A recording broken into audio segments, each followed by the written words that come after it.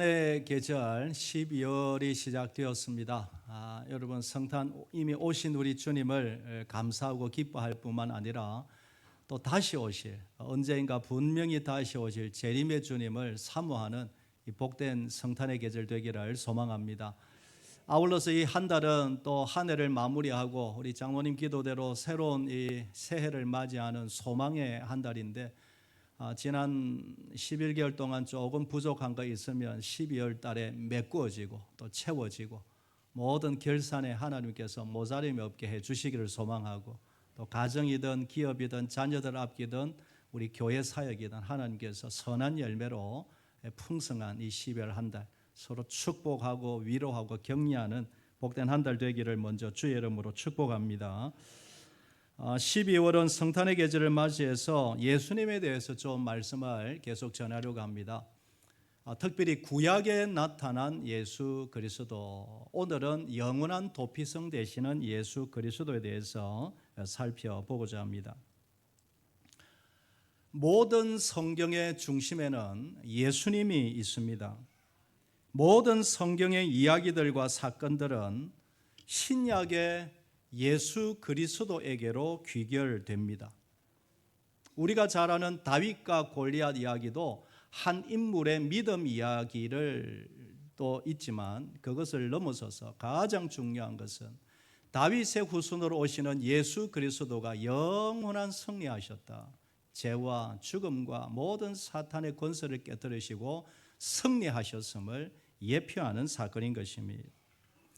아브라함이 믿음의 조상인데 아브라함이 이삭을 제물로 바치는 창세기 22장의 모리아산 이삭 번제 사건도 십자가의 갈보리의 십자가산의 십자가에 달리신 예수님께로 이어집니다. 그 모리아산에 하나님의 성전이 세워지지 않습니까? 그러니까 구약을 읽으면서 신약은 당연하겠니와 구약을 읽으면서 모든 사건 속에 굵직굵직한 이야기 속에는 모두 예수님의 이야기가 숨어 있는 것입니다. 예수님이 요한복음 5장 39절에서 이렇게 말씀하셨습니다. 너희가 성경에서 영생을 얻는 줄 생각하고 성경을 연구하거니와 이 성경은 곧 내게 대하여 증언하는 것이라. 이 성경 할 때 이 성경은 구약 성경이죠. 그러니까 창세기부터 말라기까지 모든 성경은 내게 대하여 증언하는 것이다. 요한복음 5장 46절에도 비슷한 말씀을 하십니다. 모세를 믿었더라면 또 나를 믿었으리라. 이는 그가 모세가 내게 대하여 기록하였습니다. 모세가 5권 모세오경을 기록했죠. 창세기부터 신명기까지 그 모든 율법서는 내게 대하여 예수 그리스도에 대하여 기록하였다.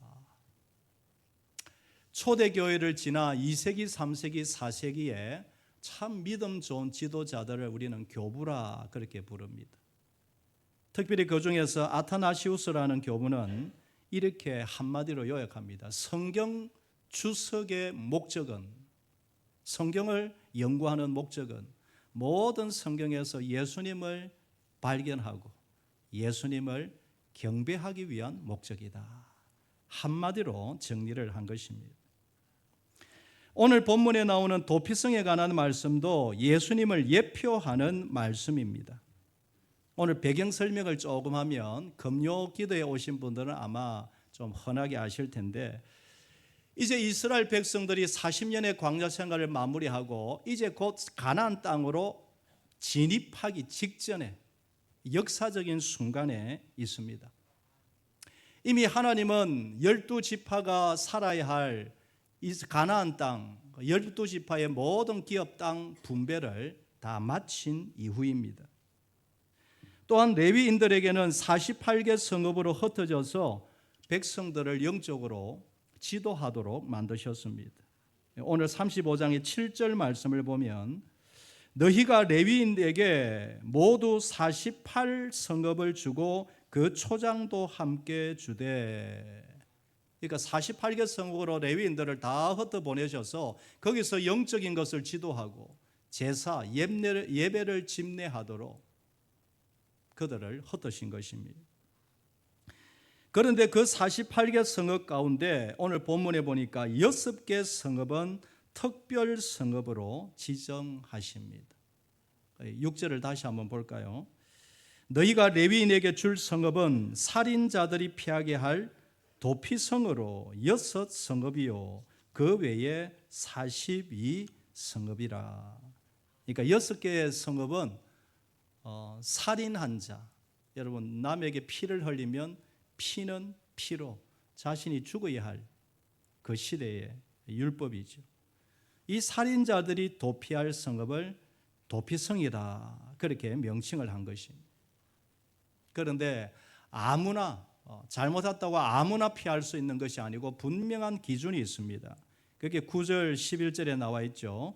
이스라엘 자손에게 말하여 그들에게 이르라. 너희가 요단강을 건너 가나안 땅에 들어가거든 너희를 위하여 성읍을 도피성으로 정하여 부지 중에 살인한 자가 그리로 피하게 하라. 부지 중이라는 말은 고의가 아니고 자신도 모르게 실수하여 어쩔 수 없이 그렇게 실수한 사람, 이런 자들에게 살 기회를 주는 것입니다. 그러니까 도피성 제도는 마땅히 죽어야 할 죄인에게 다시 살아날 수 있는 기회를 주는 은혜의 제도이죠. 그래서 너무 억울합니다 하나님. 그러면 빨리 도피성으로 달려가면 거기서 살아날 수 있는 은혜의 성읍이다.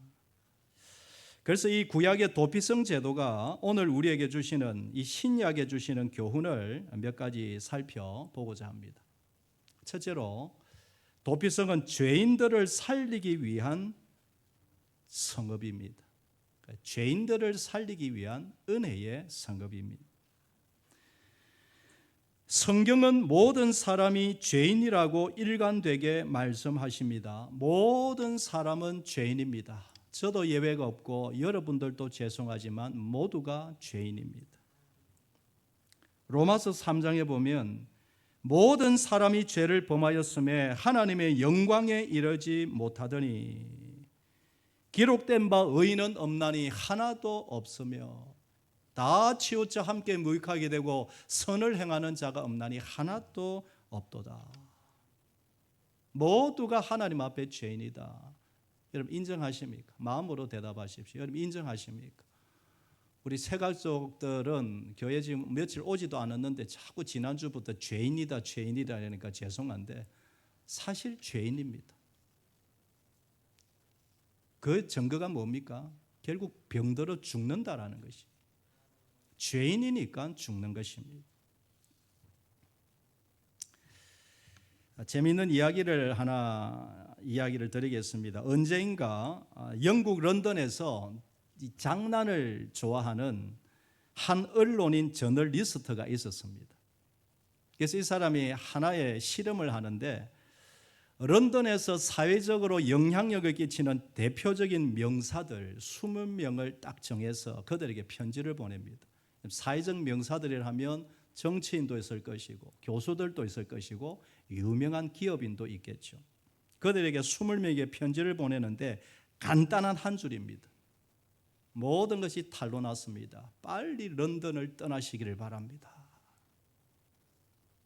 그 편지를 받고 난 이후에 순식간에 20명이 런던에서 잠시 동안 사라졌다라는 것이죠.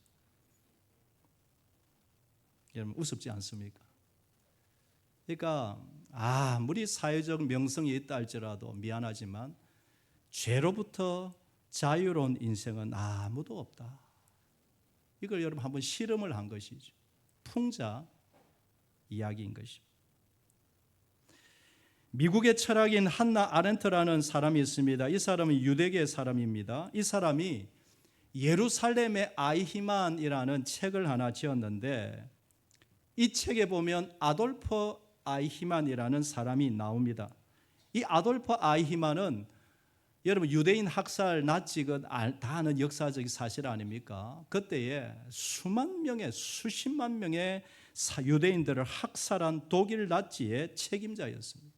수백만이죠. 그가 전쟁이 끝난 후에 체포가 되어 재판을 받는데 그 과정을 이 한나 아렌트라는 유대계 사람이 면밀하게 살펴본 것입니다. 왜 이런 악마가 되었을까? 왜 사람을 그토록 죽이는 이 사람은 양심도 없는 사람인가? 한번 이 사람을 연구하고 싶었습니다. 그런데 그가 살펴보니 놀라운 사실은 이 사람이 평범한 사람이더라. 오히려 가까이 가서 대화를 나눠보니 오히려 평범한 중에서도 더 친절하고 상냥한 사람이더라. 여러분, 그런 사람이 어쩌다 보니 상관에 의해서, 명령에 의해서 어쩌다 보니 그렇게 따라간 것뿐이었다라는 것이. 그래서 이 아렌트라는 사람이 이 책에서 내린 결론은 악의 평범성입니다. 악인의 평범성. 무슨 말이냐? 누구나 다 악마가 될 수 있다. 누구나 다 악한 짓을 누구나 다 저지를 수 있다. 예외가 없다. 제가 그 글을 읽으면서 제 자신을 적용해 보았습니다. 다른 사람 생각할 거 없고 저에게 맞는 말이다. 제가 인정을 했습니다. 나도 지금 목사로 있지만 목사로서 반듯하게 살려고 애를 쓰지만 하나님의 은혜가 내 속에서 떠나가면 나도 악한 사람 될 수밖에 없다.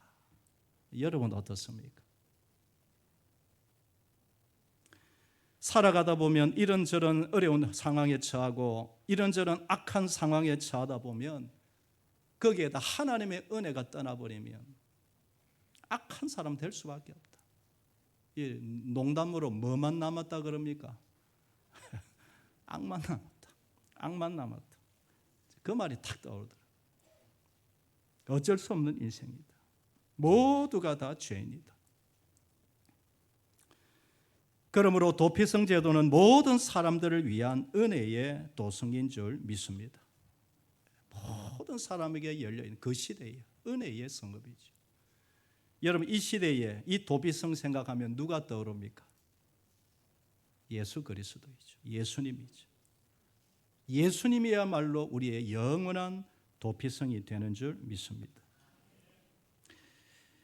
요한일서 1장 17절 말씀에 보면 그가 빛 가운데 계신 것 같이 우리도 빛 가운데 행하면 우리가 서로 사귐이 있고 그 아들 예수의 피가 우리를 모든 죄에서 깨끗하게 하실 것이요. 여러분, 이 말씀을 얼마나 대생님이라고 묵상하며 이 말씀의 은혜를 받아보셨습니까? 그 아들 예수의 피가 나의 집안, 내 자식, 내 인생, 영원부터 영원까지 모든 죄를 깨끗하게 하실 것이요. 이 말씀 앞에 한번 엎드려서 감사하고 박수를 치며 울며 기뻐하며 주여 그렇습니다. 이 고백 없는 분은 십자가를 제대로 만난 분이 아니죠. 저와 여러분이 얼마나 큰 죄인이냐. 그런데 여러분, 누구든지 도피성으로 피하면, 누구든지 예수 이름만 부르기만 하면, 누구든지 예수님 말 찾기만 하면 죄사함 받고 하늘의 평안을 얻는 줄 믿습니다. 이게 도피성의 개념이 구속사적 개념인 것입니다. 여러분, 우리가 아무 때나 누구든지 달려갈 수 있는 우리 예수님께 무한 감사하는 이 한 달이 되기를 소망합니다. 두 번째로는 누구든지 쉽게 갈 수 있는 그런 은혜의 성읍이다라는 것입니다. 누구든지 쉽게 달려갈 수 있다. 13절에서 14절 말씀을 보면 너희가 줄 성읍 중에 6을 도피성이 되게 하되 세 성읍은 요단 이쪽에 두고 세 성읍은 가나안 땅에 두어 도피성이 되게 하라. 이 말씀은 6개 성읍을 한 군데 모아놓은 게 아니고 전역에 흩어놓았습니다. 여호수아서 20장을 읽어보면 이 성읍의 이름이 나오는데 이름이 모두가 참 은혜롭습니다. 게데스, 세겜, 헤브론, 벳셀, 라못, 골란. 여러분 한번 구역 모임 때 한번 찾아보십시오. 이 뜻들이 다 은혜로운 뜻들이죠. 제가 지도를 하나 여러분 보여드리겠는데 이게 이스라엘 가나안 땅의 지도인데 왼쪽에는 지중해입니다. 그리고 중간에 요단강이 저 위로부터 요단강이 흘러내려옵니다. 그리고 밑에는 사해, 소금물이 많아서 바다라 그렇게 부르죠. 그런데 오른쪽에 세 개, 왼쪽에 세 개 모여져 있습니까? 흩어져 있습니까? 다 전역이 흩어져 있습니다. 그리고 이 성읍의 도피성의 특징은 산지에 높은 곳에 세워 놓았습니다. 이게 무슨 뜻입니까? 누구든지 문제가 생기고 억울한 일이 있으면 도피성으로 달려가는 거예요. 누구든지 이게 있는 사람은 여기로, 저기 있는 사람은 저기로 달려가면 살아날 수 있는 기회가 생기는 것이 누구든지. 이게 복음의 보편성이죠. 십자가는 누구든지 들을 수 있는 줄 믿습니다. 예수님의 이름은 아무나 부를 수 있는 줄 믿습니다. 아무런 자격이 없습니다. 자격을 논하지 않습니다. 부자만이, 잘생긴 사람만이 학위를 가져야 된다. 그러면 저는 못 가지요. 그런데 십자가의 은혜는 누구든지 은혜를 받을 수 있는 줄 믿습니다. 사도행전 2장 20절에 보면 누구든지 주의 이름을 부르는 자는 구원을 받으리라. 누구든지. 심지어 여러분, 이 도피성의 은혜는 외국인들, 그 시대의 이방인, 지옥불에 불쏘시개다 그렇게 말한 그런 이방인까지 열려 있습니다. 그게 오늘 15절 말씀이죠.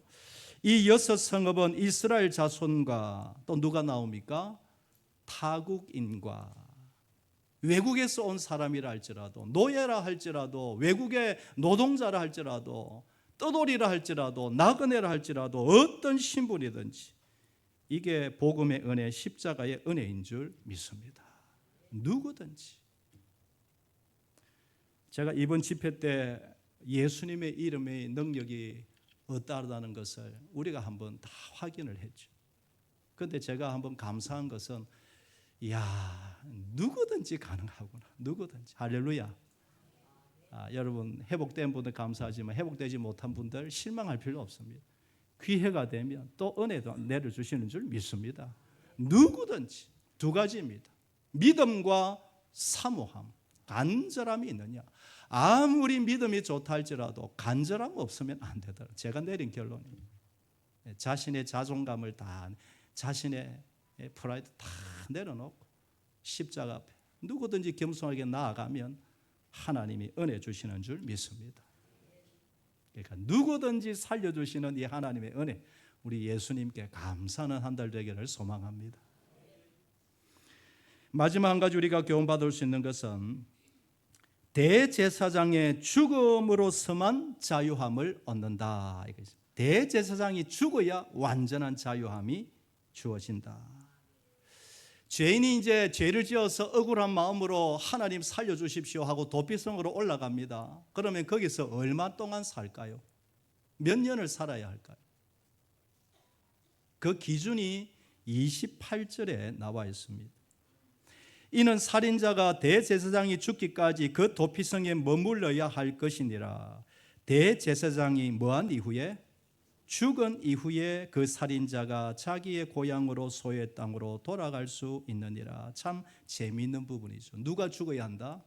대제사장이 죽어야 자유함을, 완전한 자유함을 얻습니다. 여러분, 도피성으로 가면 살죠. 평안도 있고 자유함이 있습니다. 그런데 완전한 자유함은 없죠. 가족도 보고 싶고 아내도 있을 것이고 자식들도 있고 부모님도 계실 것인데 얼마나 보고 싶겠습니까? 완전한 자유함은 없죠. 그런데 누가 죽으면, 대제사장이 죽으면 기쁨으로 당당하게 재판을 받고 내려오는 것입니다. 그런데 여러분, 놀라운 것은 이 말씀이 신약의 말씀과 그대로 이어집니다. 히브리서 4장 14절, 이 말씀은 다 같이 한번 읽어보겠습니다. 시작. 그러므로 우리에게 큰 대제사장이 계시니 성천하시니 곧 하나님의 아들 예수시라. 우리가 믿는 도리를 굳게 잡을지어다. 아멘. 큰 대제사장이 누구십니까? 예수 그리스도. 2000년 전에 이 땅에 오셔서 온 인류를 위하여 십자가에 죽으신 바로 그 메시아 예수 그리스도, 그분이 대제사장인 것입니다. 예수님이 죽을 때에 완전한 자유함이 우리에게 있는 줄 믿습니다. 할렐루야. 이미 우리는 예수님 안에 들어와 있는 줄 믿습니다. 그러나 여러분, 이 땅에 은혜롭게 살지만 이 땅도 도피성이죠. 완전한 자유는 없습니다. 아무리 그 치유를 받았다 할지라도, 나사로가 아무리 부활했다 할지라도 그도 또 병들어 죽습니다. 완전한 자유함은 이 땅에 없습니다. 언제 완전한 자유함이 주어지십니까? 예수 그리스도가 다시 오실 때. 할렐루야. 그러니까 구약의 성도들은 오실 메시아, 믿음이 좋은 성도들은 영안을 열어 눈만 감으면 메시아 언제 오시겠습니까? 예수님을 간절히 사모했던 이유가 거기 있는 것입니다. 완전한 자유함을 우리 민족에게, 나에게 주시옵소서. 감사하게도 신약의 우리들은 이미 예수님을 믿고 예수님을 모시고 살고 있는 줄 믿습니다. 자유함을 누리는 은혜가 있게 되기를 소망합니다. 그러나 100% 완전한 자유함은 이 땅에 아직까지 부족하다. 언제 해결됩니까? 주님 다시 오시네. 할렐루야. 그래서 12월이 되면 더욱더 재림의 주님을 사모해야 할 줄 믿습니다. 저는 이번 치유 집회를 통해서 얼마나 감사한지 모릅니다. 지난 45년 동안 특별히 새 가족들도 치유받은 그것도 감사하지만 지난 45년 동안 밤낮으로 수고하고 기도하고 수십 년간 구역장으로 교사로 수십 년 그렇게 봉사하며 여기저기 다 문제가 생긴 그런 우리 장로님, 집사님, 권사님들을 보면서 하나님 기회가 되면 한번 고쳐주시면 안 되겠습니까? 이번에 100%는 아니지만 수많은 분들이 회복하게 해주셔서 무한 하나님께 감사를 드립니다. 여러분 회복하신 분들은 더 겸손하시기를 바랍니다. 사람이 아니고 하나님께 감사드리시기를 바라고, 나사로도 부활되었지만 병들어 죽었습니다.